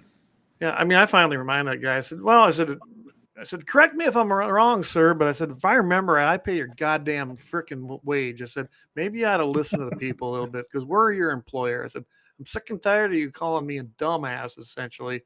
When I said, I'm just asking simple questions, trying to get information. I said, you're the one that's getting aggressive and skirting the question. And they were. And that's all they ever do. And you probably saw some videos I sent you, like Scott Peterson. I did. I was at a meeting and Scott Peterson says, I don't know, your information's wrong. I don't know where you're getting your information. When I was saying 120 detections, 1 confirmation, he's telling me I'm lying and misinforming the public. Well, I got the information from you. It's your guys' information. Yeah, I think, you know what? I think that was one I was actually able to. Give me a minute here. Maybe we can do something. I couldn't get it to load. Okay.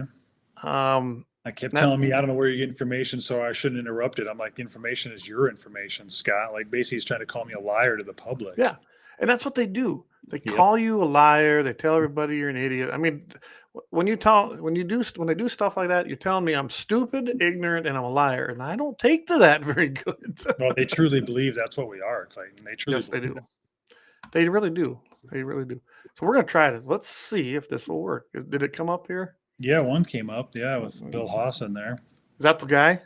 That's a different one, but it's that's a different one. It's still a pretty good one. Is it? Let's see if it'll play. That's one where I confront him about being contagious. Why are we testing tongues, urine, and feces? Okay. They don't.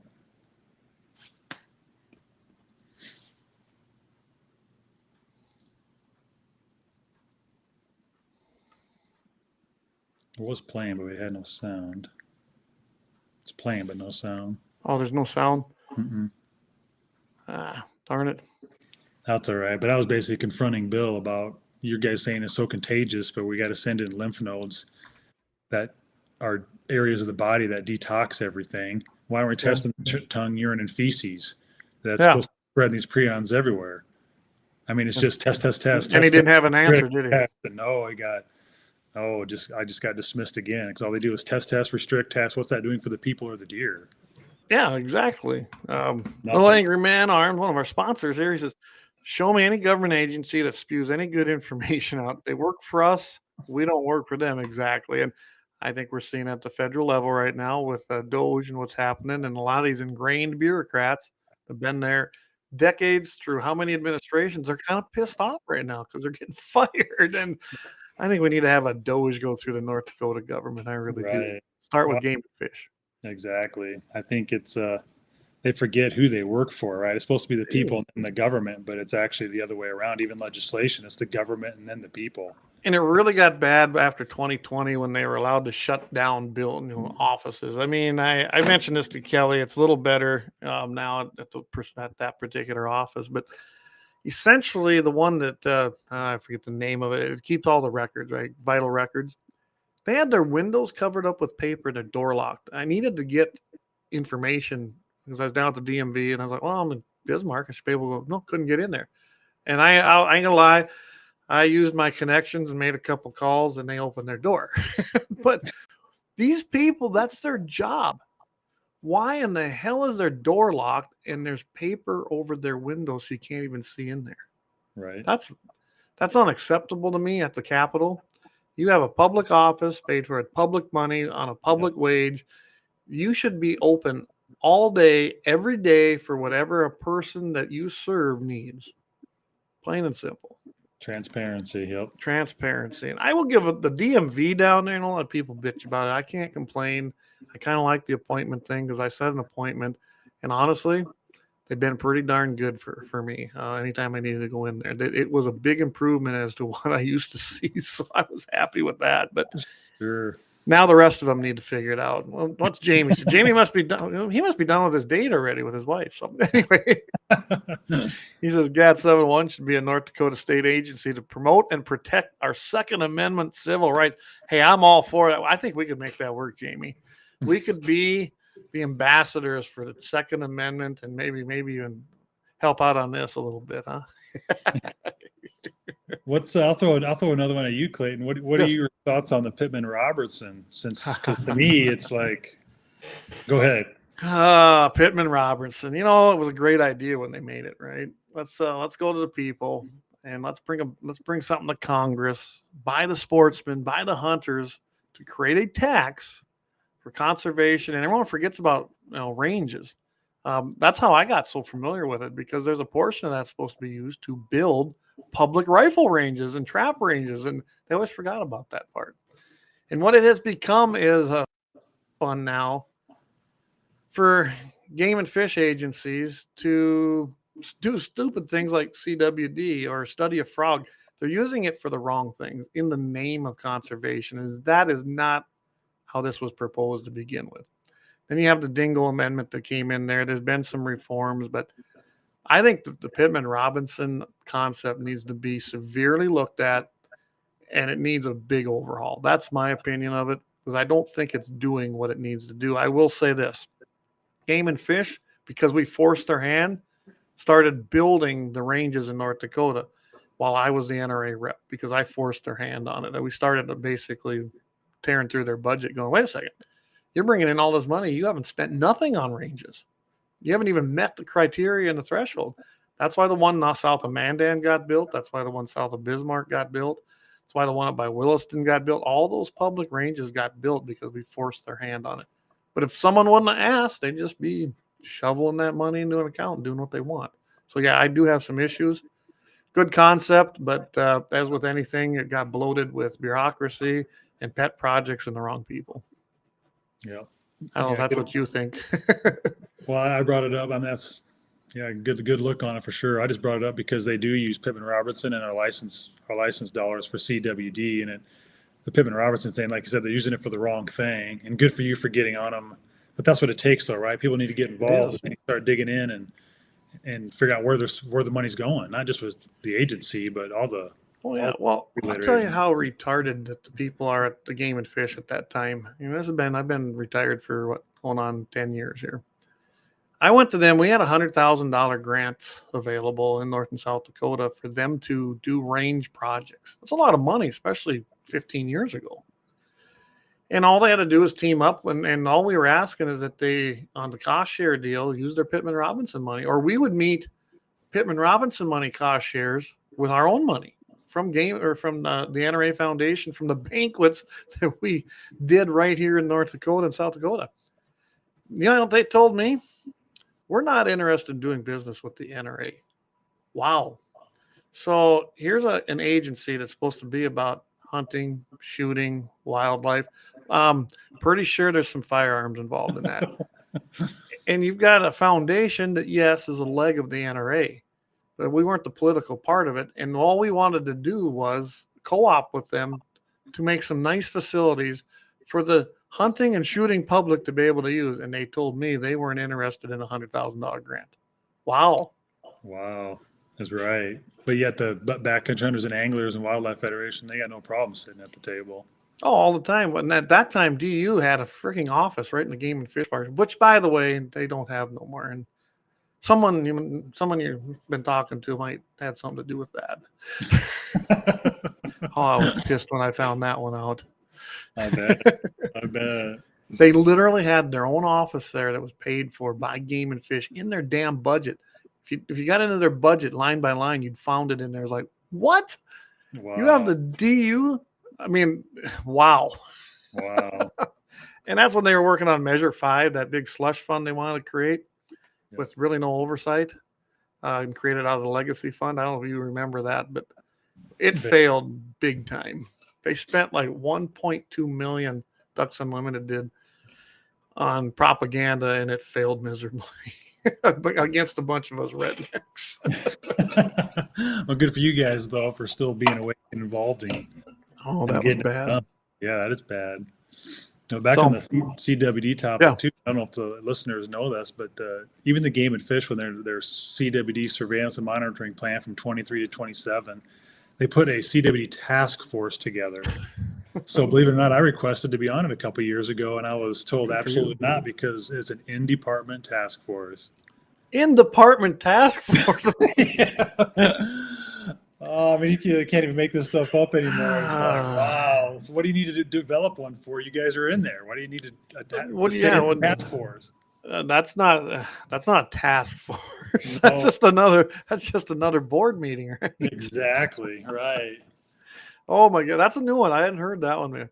Yeah, Yeah. we got a task force, but it's going to be an internal task force Internal of our task force. department, of our department. Yep. Oh, that ought to be great. Yep. So here's a good one here. It says, touch on if any of these amendments get attached and it goes to conference committee and how that works. And we, the people, pretty much have no say. Well, if I believe, and you can correct me if I'm wrong, that's what happened today, right? They went to the committee and they were attached, right? Now it's going to the floor. Is that how I understand it? Well, it was just in the House ENR committee. So Oh, yeah, okay. plus the Senate was in the House ENR. So now it goes to the floor probably next week because it's not on the order for tomorrow. And then if it gets through the House floor with the amendments, we started in the Senate Ag. So Lewick is the chairman on that committee, and he can either concur and just get it to the Senate for a vote, or he can develop a conference committee, which is 3 people from the Senate committee, 3 people from the House committee. And then once it gets in conference committee, the people really have no say. They can do whatever they want to that bill. So how strong is the Senate? Who would be on that committee that you can speculate that they're going to fight? Porter's going to be on there. Yeah, I'm sure Porter put himself on there, and probably Dick, and it's So hard to know who else. And then, are they going to be able to hold the line with these guys? Because let's remember, this came out of the Senate clean. right, other than the sunset, they put the 4-year sunset on Right. it, but everything else was clean, right? But can the Senate? I don't think so. I don't think there's enough pull there to do anything. We definitely don't want conference committee.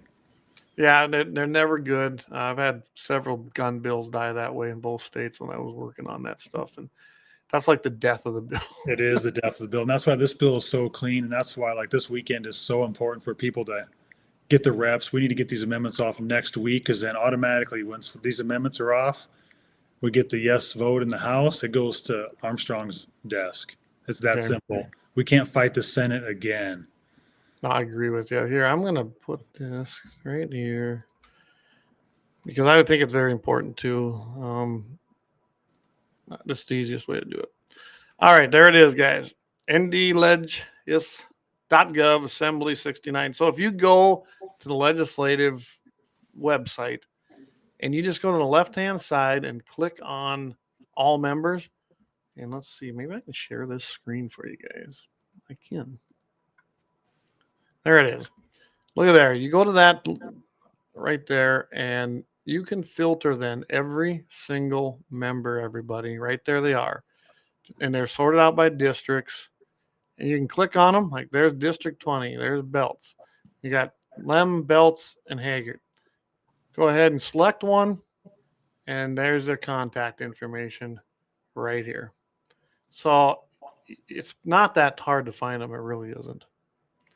It might be a little bit tedious, but doing the right thing is, a lot of times is, and you got to take the time to do it. I can't think of a better thing over the weekend is to jack these guys up a little bit. That's right. That's right. They're already getting tired of the phone calls and emails, but the House floor needs to hear it too now. So they do. Hit the emails, flood their email boxes, because they may not read them all, but when they get flooded, they know there's a problem, and they'll look through some of them. And in your subject line, what I always do is I put the bill and then I put a dash whether I'm support or opposition, because it gives them that quick reference to look at it, and then they might read it.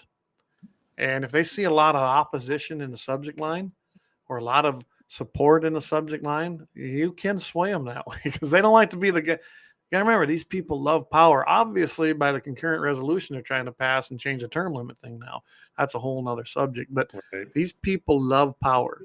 It's time to squeeze them a little bit. Take the old cojones, squeeze them, turn them a little, and put the pressure on them. That's right. And I was in the Capitol yesterday too, talking to several reps, and a couple of them did mention that they are actually getting quite a few opposition because the opposition knows they're in trouble with this bill. Yep. So they're coming out full force too. So we really just need to step it up this weekend. And you're in support of a clean bill. And then that's what you do. You put it in there when you write it. Be cordial, be nice, and just say that you support this bill. You support Senate Bill 2137 as a clean bill unamended from the Senate. or just put the Senate version, because that's the one that Right. is supported by everybody that's on this thing, really, that's in support. So that's what you need to do. And I mean, do it this weekend, hammer them on it, email them, call them. If you know them and they come home for the weekend, a lot of these guys do, call them up and go have coffee with them. I mean, this is not New York. We got a lot of access to these guys, honestly. Absolutely. Yep. That's a great idea. And face-to-face stuff, trust me, as much lobbying as I did, and especially down in South Dakota, when you go and knock on their office door, especially when they're on the fence on a gun bill after you've given them $200,000 over the last 10 years from NRA, they listen. I won't tell you what some of those conversations were, but if I showed up, it wasn't because it's because all other efforts failed, and you need to be reminded. So, right. Well, there's nothing better than face-to-face or really a phone call. So, but if you get an email too or text, please do that too. Yeah, absolutely. Text, email, contact them every single way you can. They need to hear from you. They just do. And it probably isn't going to hurt when I go to vote on this, if you can attend the floor session and sit up there in the galley, or if you know your rep good enough, they'll invite you as a visitor. You can sit right there. You got to be quiet, but it is good to go there. That galley, when it's full, very intimidating if you got one side or the other in there. Absolutely. It really is. Yep. Absolutely.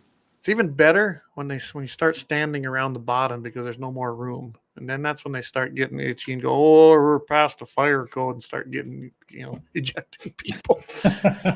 Yeah, I've been up there a few times. So you know how it works. I know how it works, yes. And I thought the Senate bill, even with that in there, it's why when we first talked, it's like, are you okay with that expiration? And you know what? I guess if that's the one thing you have to give and take, that'd be the one thing you can live with. Because if like I said, one way or other, it proves either you're right or wrong. And if either way, you win. Right. And we know we're going to be right on this just because we've done the research. Absolutely. So. And that's why I'm looking at Minnesota with their archery tags. They're allowing crossbows to be used in their archery season now. And I want to wait a couple of years here and get the data on it fully and see what was the effect of that, because I've heard every analogy, but there was never any data on it. Now there's going to be data. Absolutely. And to me, the more guys we can put out there hunting, the better. But that ain't how some see it. So. Right. Well, if you like big trophy bucks, it's probably not the thing. But then again, it's back to ethics. Whose job is it to say this is supposed to be a trophy buck area? I just want to hunt meat, meat for my family to put in the freezer. So we should have that right too. And I personally like shooting a crossbow. I don't particularly care to do a bow. And I can tell you my gratis tag, I use that with my rifle because I get one. That's what everybody. I don't get to even apply for leftovers. I get one gratis tag. That's it. And I have to specify the actual acres. It isn't a non-checked out or non-limitation tag. It's pretty specific. It's specific to me on certain acres that I put down. I get one. Right. Yep. It's no free for all. Which I'm fine with. My boys now, they're old enough to each get one. So 3 tags is plenty. We didn't even fill them all last year because I didn't feel the herd had the numbers. So Jamie came down with his daughter, and she got one in the youth season, which was absolutely great. A fun hunt. But I think we only took 6 deer off this entire place last year. So numbers were down. Well, that's management right there. That's true, being steward of the land. It is. The majority of the private property owners do in North Dakota. Right, they do. I mean, I like this. I love my cattle operation, but I love to hunt. So I do a lot of things here so that I have things to kill, I guess is the way I put it. You bet. That's right. And you don't have that without a good balance. You just don't. That's why this CWD thing drives me insane. I guarantee you, the one that I thought wasn't. And now the mule deer moving in because of the absence of whitetails, because we're right on that cusp of either or. There's no CWD here. I guarantee it. Right. Again, the animals are probably dying of nutrient deficiencies, especially the bucks. They're stressed out because, you hear about how the older bucks in Saskatchewan, yada, yada. But the longer they live, the more stressed out they are. Yeah, they have some nutrient deficiencies. So if they're spinning circles, it could have a cobalt or copper or zinc deficiency. Well, and I kind of know what my grasses are because my cattle, right? I know what's in them towards the end, end of summers. And so I actually have those kind of blocks out there. And I guarantee you that that the deer are going to them probably as much as the cattle. Sure. And I don't know if CWD is transmittable to cattle, but if it is, mine have never had it. I bet if you start testing, we start testing cattle Probably across North Dakota, we're going to find some detections there too. Because depopulating cattle ranches, this man is be over real fast. got to quarantine them, and then we will have a war. Exactly right. It just I might just be able to take it. I think you're okay. We're going to be coming to your place. Yeah, I think some of the what do I say the people that would be in charge of trying to do that, I think they're scared of me, honestly, where I live. I live in the middle of the reservation, Dusty, in pretty much nowhere. So, yeah. Okay. I kind of... Sounds pretty awesome. I don't, I don't make any bones about where I stand on things and what I'll do if I'm trampled on. You bet. I always tell people, if I bought hogs, it got real serious. Not hogs. They're the universal disposal units. You bet. It means things got real bad down here. So, right. Jamie, he puts on the crossbows. That's some cheating BS right there. Let's not bring ethics into this. Come on now. Oh my goodness. I'm not even going to go down that one. That could be we have done whole shows with that already. So, sure. Well, I'll tell you what, I'm going to take one quick break here. And then we'll come back. We'll kind of wrap this up. How's that sound? Sounds good. I think we've hit it pretty good, but I don't think we can hit it enough to say call your reps. In fact, when we go to break, look one up, send them an email right now. That'd be the thing to do. If you're listening already, you might as well do it during the break, right? That's right. All right, we'll be right back. Let me see your war face. Ah! Ah! That's a war face. Now let me see your war face. Ah! You don't scare me.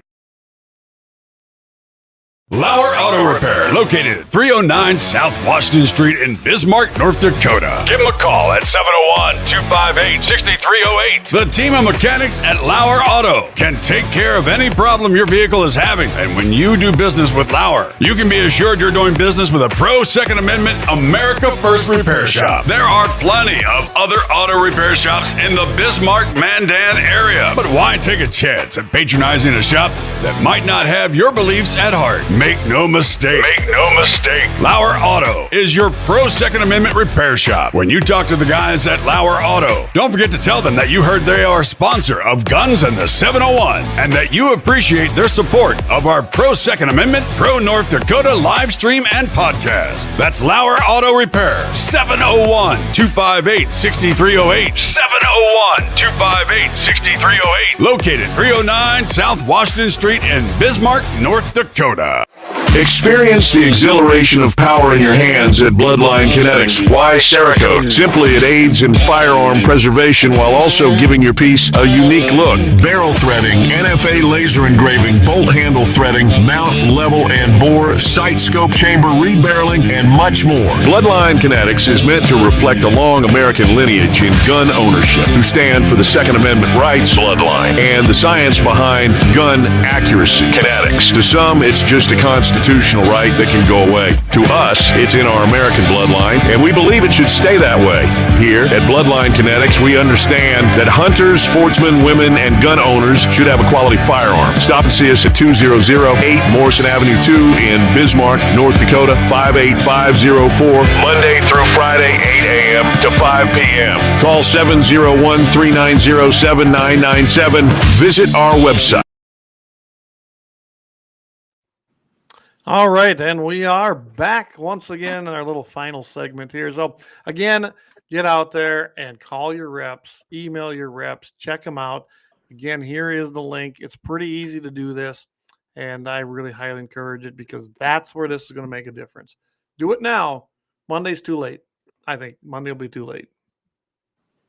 Yeah, and reach out with the page too, through the page messenger. We comment on there if you need any assistance or help, and we just can't thank everybody for the support, on this issue.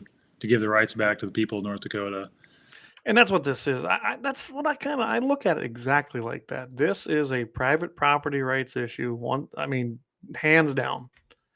And then if we don't do it, look what's been happening with pipelines here. And we're not going to go down that rabbit hole. But you know what? I have nothing wrong with a pipeline. There's how many of them that go across the state and everywhere. It's the way they were doing it, trampling on the property rights, trying to use an eminent domain thing. Well, I kind of look at it like this. They're trying to, without using eminent domain even, they're just saying, nope, you don't have the right to do it on your own land. And it's a very stark, to me, infringement of private property rights. It's just a violation, correct? Big time. So I mean, it's just it's the nudge effect. I mean, they've wanted a ban, on feeding all along, but they don't have authority over feeding, so they went after method of take, and that's why it's a hunting restriction. And look at how many years later, since 2009, 2010, they got over half the state. I mean, it's going to be 3/4 of the state this year.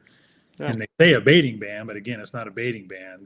That's human dimensions at work. They call it baiting because it just has a bad name, but right. It's a hunting restriction. But they're getting what they want with the nudge effect. So this is the bill to help out the people of North Dakota to get rid of that nudge effect. Absolutely, and that's what it is. Always remember, everybody, the people that come out and want control and they want to put their thumb on you, they've thought about this. They've been to the arena many times. They've been in the fight many times. And they're going to use every tactic, whether it's words, whether it's terminology. I always said terminology is everything. Look at what happened in our own country with illegals. Went from an illegal alien to an illegal immigrant to an illegal migrant, then just to a non-disclosed migrant.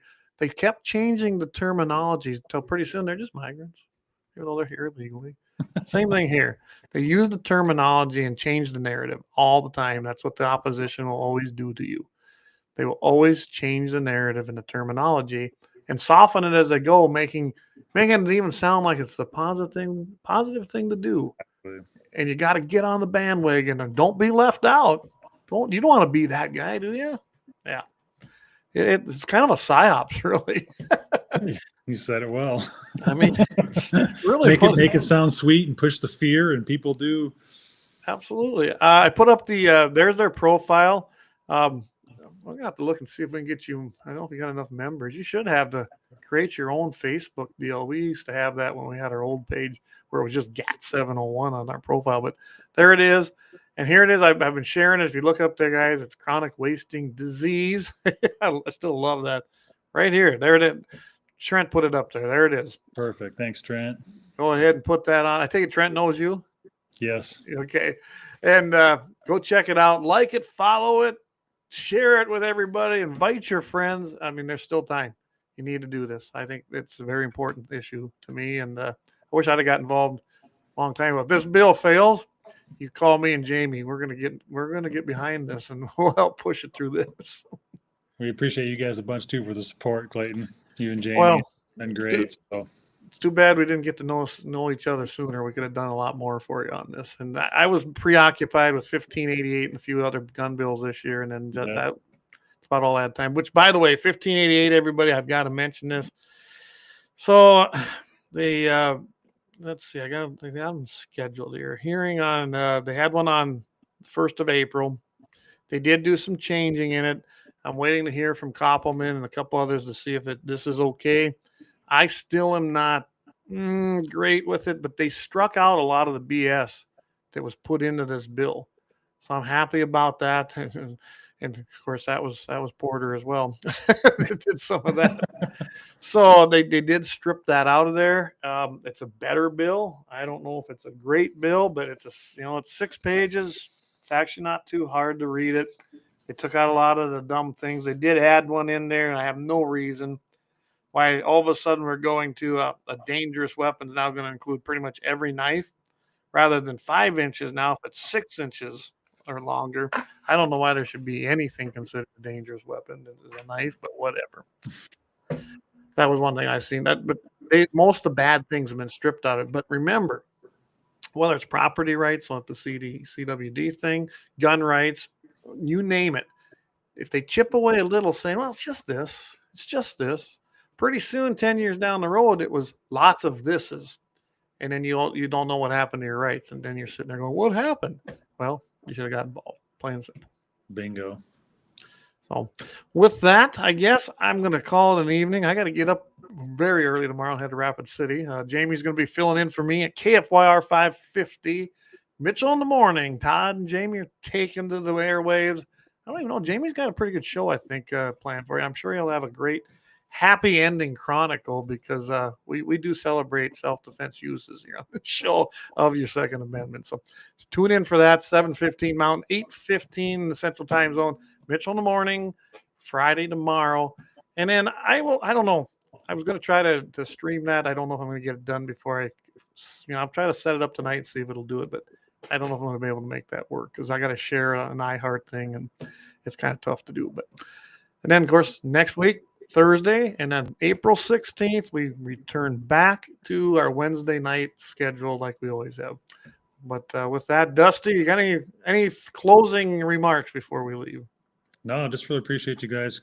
Clayton, Jamie, thank you so much. Hope Jamie had a good anniversary, and just really thank our group that's been working so hard for this for a couple of years, and my wife running that Facebook page, and just all the supporters out there. We can't thank you enough. Hit their page, guys. Chronic wasting disease. Dis-ease. That's the way to pronounce it. Dis-ease. Hit it on Facebook. Again, like it, share it, invite your friends. Get on the phone. Don't just even get on to your reps. Get out to your friends and have them call your reps. Call them, email them, text them if you got their number, because that's what makes them move their position. Plain and simple. So, bingo. All right, everybody. Thank you for joining in tonight. We hung in there real good, had some great numbers. And Dusty, I thank you for coming on.